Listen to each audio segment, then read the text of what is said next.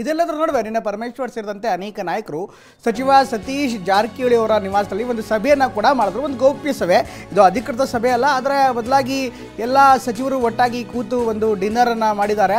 ಇದ್ರ ಬಗ್ಗೆ ಪರಮೇಶ್ವರ್ ಕೂಡ ಮಾತನಾಡಿದ್ದಾರೆ. ರಾಜಕೀಯದ ಬಗ್ಗೆ ಚರ್ಚೆ ಆಗಿದೆ, ಬಹಿರಂಗಪಡಿಸಲು ಆಗತ್ತಾ ಡಿನ್ನರ್ ಮೀಟಿಂಗ್ ಬಗ್ಗೆ ಗೃಹ ಸಚಿವ ಪರಮೇಶ್ವರ್ ಈಗ ಮಾತನ್ನ ಹೇಳಿದ್ದಾರೆ. ನಾವು ರಾಜಕಾರಣಿಗಳು ರಾಜಕೀಯದ ಬಗ್ಗೆ ಮಾತನಾಡ್ತಾ ಇರ್ತೇವೆ. ಚುನಾವಣೆಗೂ ಮುನ್ನ ಚಿತ್ರದುರ್ಗದಲ್ಲಿ ಸಮಾವೇಶ ಮಾಡಿದ್ವಿ, SC/ST ಸಮಾವೇಶ ಮಾಡಿ ಕೆಲವು ನಿರ್ಣಯಗಳನ್ನು ಮಾಡಿದ್ವಿ.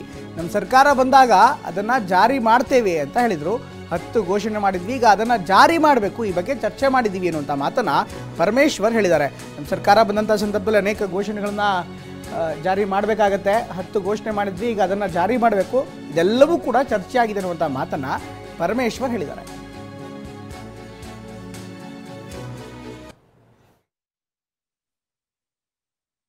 ಮೀಟಿಂಗಿಗೆ ಹೋಗಿದ್ದೆ, ಊಟ ಮಾಡಿದೆ, ಬಂದೆ. ಸಹಜವಾಗಿ ರಾಜಕೀಯ ಚರ್ಚೆ ಆಗಿರುತ್ತೆ ಸರ್. ಮಾತಾಡ್ತೀವ್ರಿ, ನಾವು ಯಾರು ರಾಜಕೀಯದವ್ರು, ನಾವು ರಾಜಕೀಯ ಮಾತಾಡದೆ ಬೇರೆ ಇನ್ನೇನು ಮಾತಾಡೋದು?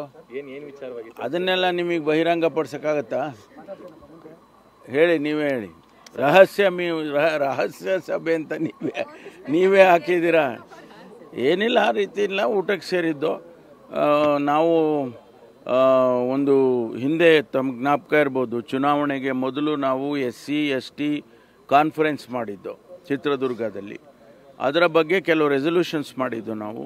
ಅದನ್ನು ಒಂದು 10 ಚಿತ್ರದುರ್ಗ ಘೋಷಣೆ ಅಂತ ಮಾಡಿದ್ದು. ಅದನ್ನೆಲ್ಲ ಈಗ ಸರ್ಕಾರ ಬಂದಾಗ ನಾವು ಮಾಡ್ತೀವಿ ಅಂತ ಹೇಳಿ ನಾವು ರೆಸಲ್ಯೂಷನ್ಸ್ ಮಾಡಿದ್ದು. ಈಗ ಅದನ್ನು ಇಂಪ್ಲಿಮೆಂಟ್ ಮಾಡಬೇಕು.